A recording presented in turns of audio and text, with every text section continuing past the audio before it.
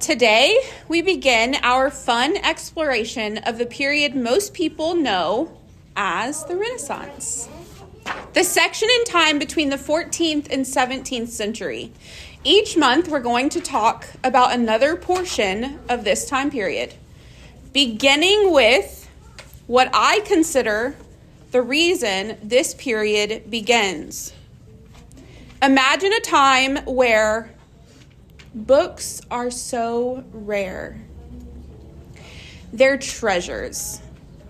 Knowledge is completely locked up. And one man has an idea that's going to change everything. Let's dive into his story. Hello, my name is Brantley, and I will be your guide to inventions and inventors. Today, we will be covering Johannes Gutenberg. Humanity has always been working on improving the standard of living, and Johannes Gutenberg was no different. Born in 1398 to frail Gensflechner Latin and Elswerd in Mainz, Germany, the Gutenberg family would be forced to move multiple times during Johannes' early years. Johannes would learn goldsmithing, printing, and publishing, which would help him along the way. In 1439, Johannes Gutenberg comes up with the brilliant idea to make the printing press. Around 1 year later, Johannes Gutenberg makes a better version of movable type. And finally, 10 years later, Johannes Gutenberg makes the printing press. In 1455, Gutenberg puts his printing press to the test with 180 copies of the first Gutenberg Bible. Later, Gutenberg gets his printing press taken from him due to misused funds. After that, he opens a small printing press shop. And later, in 1468, the inventor of the printing press dies to heart attack. I find it interesting that we went from woodblock printing by Bai Zhang around the year 1000, which was made of a mixture of clay and glue, to 3D printing by Chuck Hull in the year 1984. And right in the middle of those two, you have the printing press by Johannes Gutenberg. Imagine what would be possible in 500 more years. Maybe we could be printing out human beings. Thank you for listening. Now for my viewer question. Did Johannes Gutenberg invent movable type?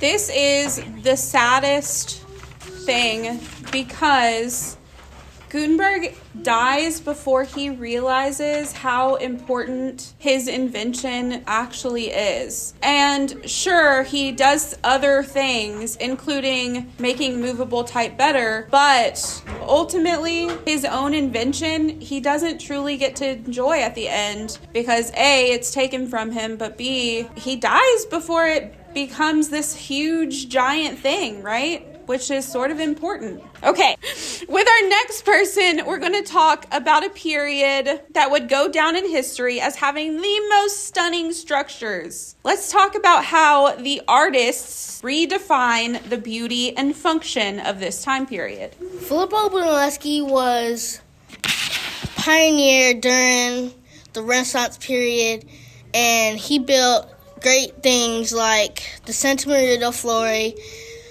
The way he was able to build it was he had a wooden board, and then he had a mirror in front of it, and he had a direct hole so he could see through the hole and look off the mirror, and he would see his building, and he would perfect it, and he would build it, do it, and then make it a great big building that people come to see from anywhere across the world. Berlici sets the bar pretty high. I can't wait to see what other architecture you cover next. But it is pretty exciting to think that he makes a hole in a piece of wood and uses that to help him figure out what so many before him couldn't. It is very impressive, though. Thank you very much.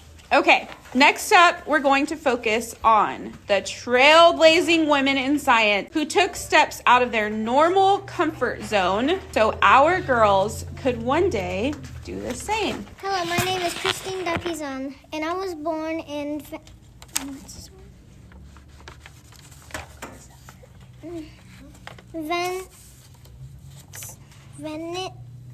Venice and moved to France when she was a child. When I was 15, I got married and had 3 kids, but my husband died from the plague. When my husband died, I made the book of the City of Ladies.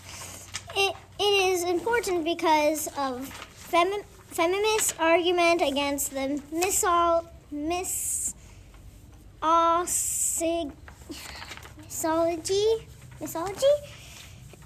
male writings of the day. Thank you for listening to me. I am Christine Dapizan. Where was she born? Emma's question is, where was she born? Okay, you guys remember that for later. I'm done.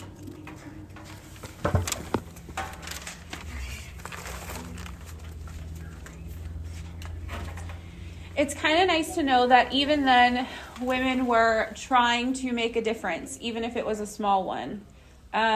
Later, we find out that these women are the reason that bigger changes can happen, and they can actually step into changes just like today. Okay.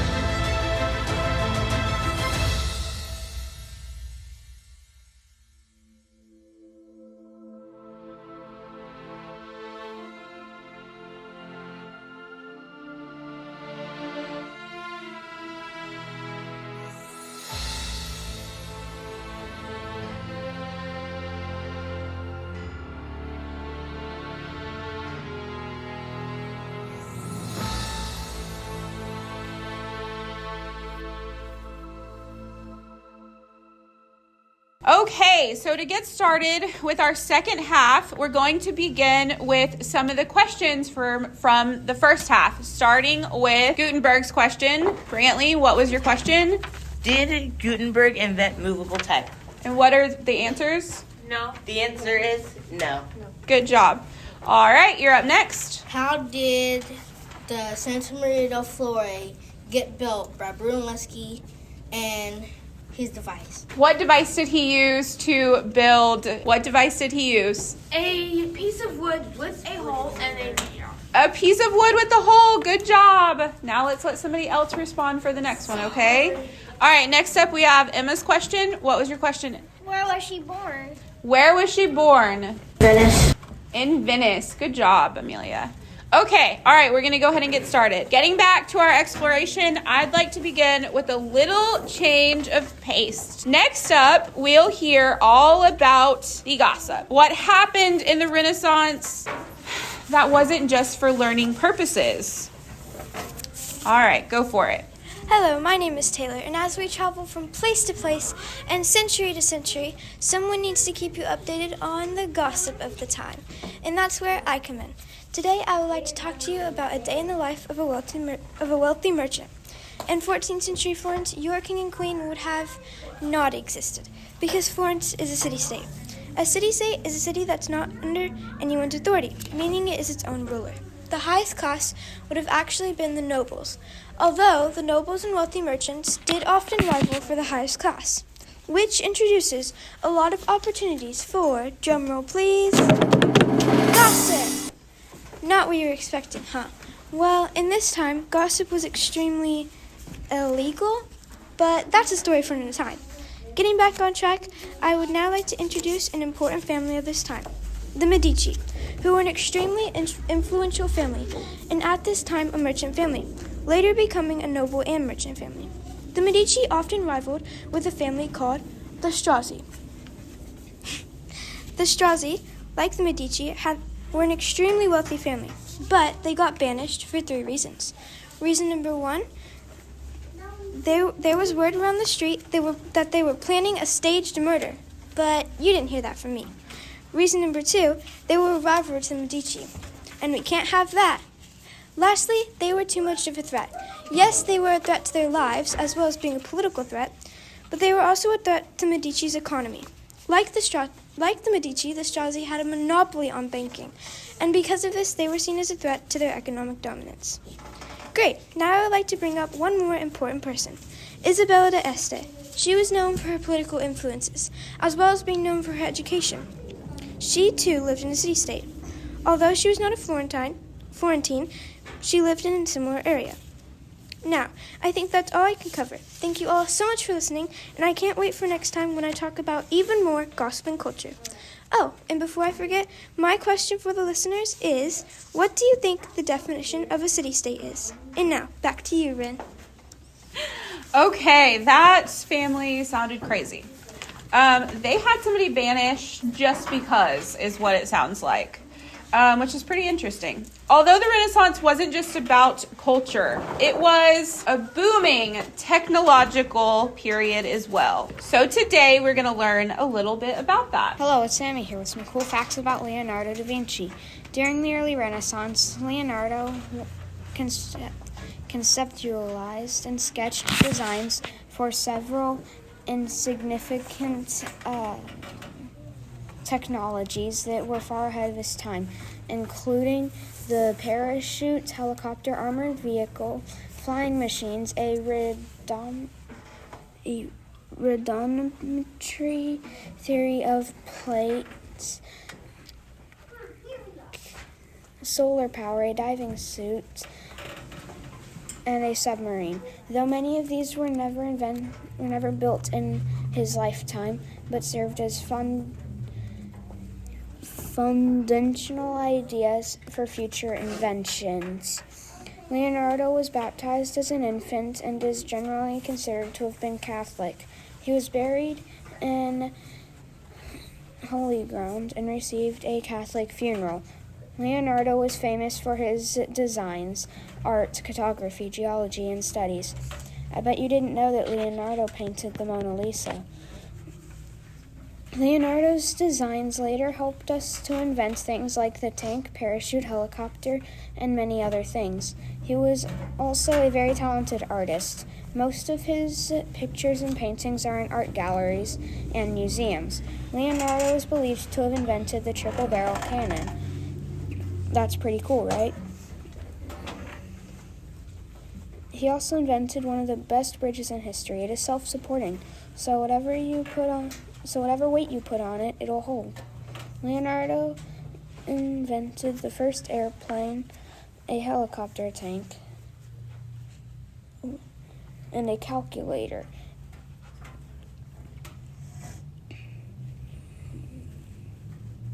Some people even consider Leonardo to be smarter than Albert Einstein. Today, people are still trying to figure out how he was this smart. My question for the listeners: what are 3 things that Leonardo invented? Very good. I think it's pretty safe to say that we have to all be grateful for Leonardo and his many, many inventions. When I think about the Renaissance, though, one of the first things that pops to mind is art. It's famous for its beauty and style. Today we're going to uncover a few secrets with Van Eyck. Hello, guys. My name is Amelia.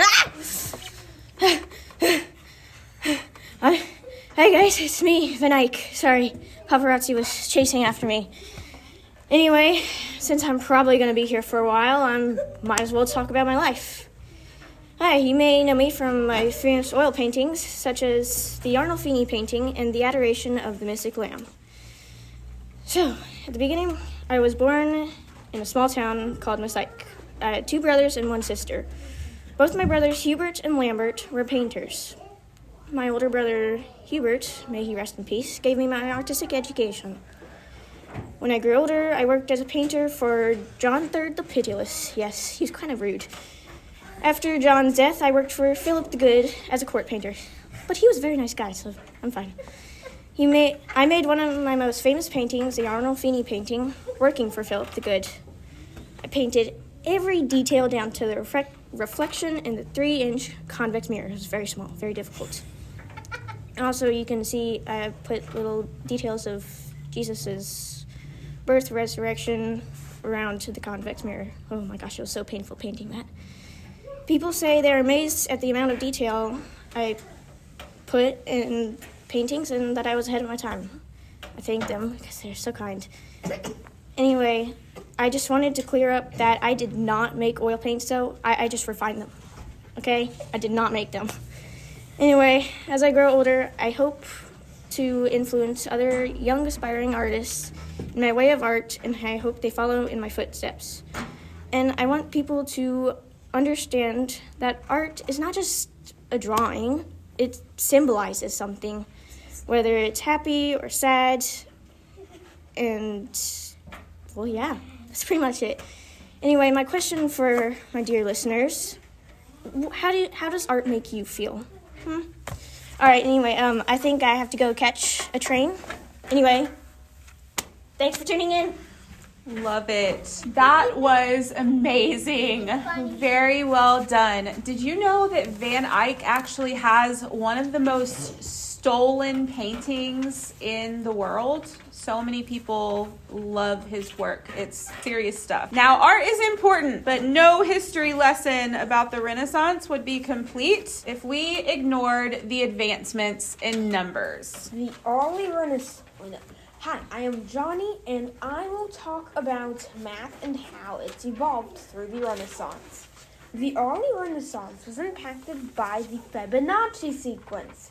Even Leonardo da Vinci, the one who made the Mona Lisa, was impacted by it. The Fibonacci sequence is a sequence of numbers that starts with 0 and 1, if you want to stay on the positives, and every number is the previous 2 numbers added together. So after 1, the first one, it would be 1. Then it would be 2, then 3, then 5, and it will go on forever. Fibonacci was a great mathematician And he, to my knowledge, is the first mathematician in the Renaissance.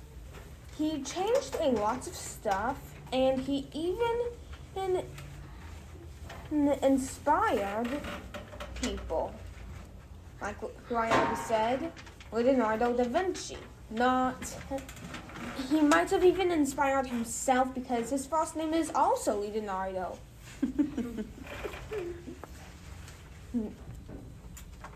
The Fibonacci sequence can be used to make something famous itself.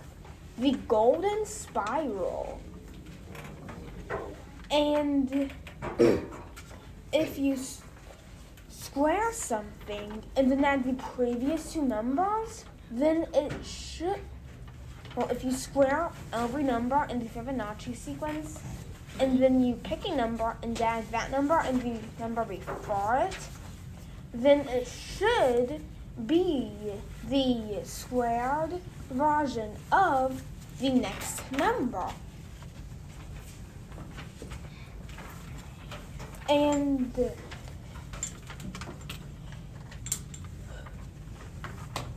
it also appears in nature. The seeds are arranged in a spiral with every single line and another one added together. It makes another. That is the exact number of another line. And also, if a flower has petals that none of them have been taken off of, it's usually a Fibonacci sequence, a number in the Fibonacci sequence. Although I don't know if that is also for dandelions, the white ones, not the yellow ones. The white ones have a lot. How also websites use the golden spiral, like Twitter. And how Fibonacci originally described it was actually with rabbits. He said that if we take two rules, then we can get a sequence. Rule number 1, the rabbits make a baby after they are 1 month old, and they have a baby every month after that. And rule number 2, the rabbits never die.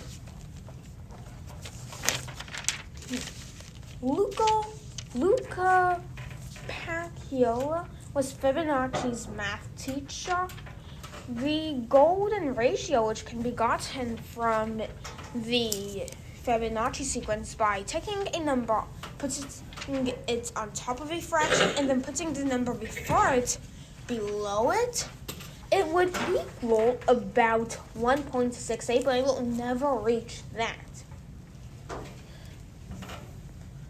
Fibonacci's father is Guglielmo Branchia, and he even made the number sequence that we use today instead of Roman numerals. And my question is, what is the Fibonacci sequence?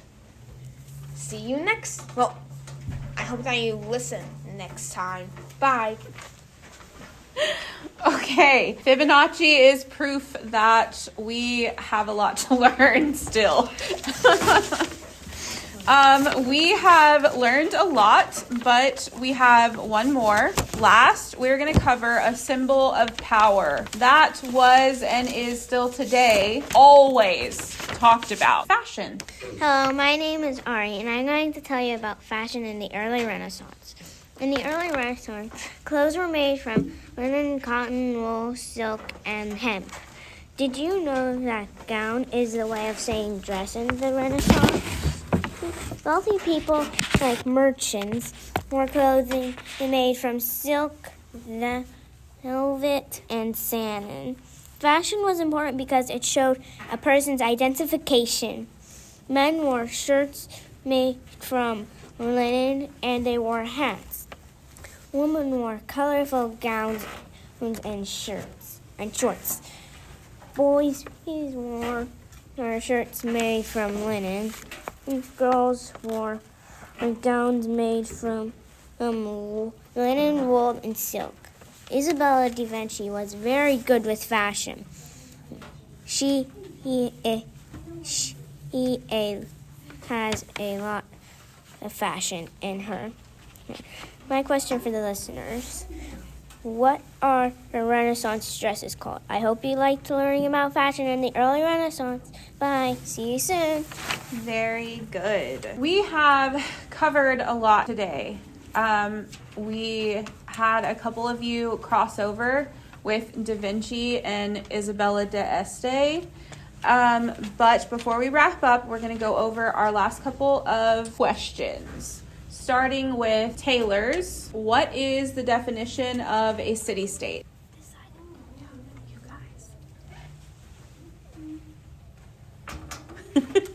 Does anybody know? They had some hard questions, actually. What is a city-state, Taylor? A city-state is a city that is under its own authority, meaning it is its own ruler. Very good. Next question is from Sam. What are 3 things that Leonardo da Vinci invented? What are 3 things that Leonardo da Vinci invented?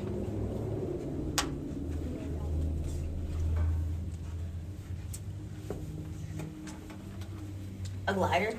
A glider, okay. 1. The Mona Lisa? Oh, wait. That's Michelangelo. Sorry. No. Leonardo da Vinci did make. I'll take that one. I'll take it. Good job. The Mona Lisa. And then what's next? Can't think of one. How about submarines? He didn't actually have a finished submarine, obviously, but he had a lot of sketches and ideas for them. So we'll go with submarine for number 3. I was thinking tank. Okay, and calculator, a tank. That bridge. Lots of ideas. Okay. All right. Next we have how does art make you feel? Happy or sad? Happy or sad Makes is me express, get unfrustrated. there you go. All of it. All the feelings. Okay, next. What is the Fibonacci sequence? What is the Fibonacci sequence? A bunch of numbers. I'll take it. Good job. It's multiple. I already know. A bunch of numbers. That works for me. Okay, last we have Ari's question. What were Renaissance dresses called? What were Renaissance dresses called? Gowns. Yes. Gowns. Good job, guys. Awesome. Okay, so I hope you discovered how interconnected that people and ideas and innovations from this period really were. Our journey isn't going to end here, though. Next month, we're going to cover another portion of the Renaissance. But until then, keep exploring. And thank you for joining our homeschool history class, our Renaissance radio show. Thank you. Bye.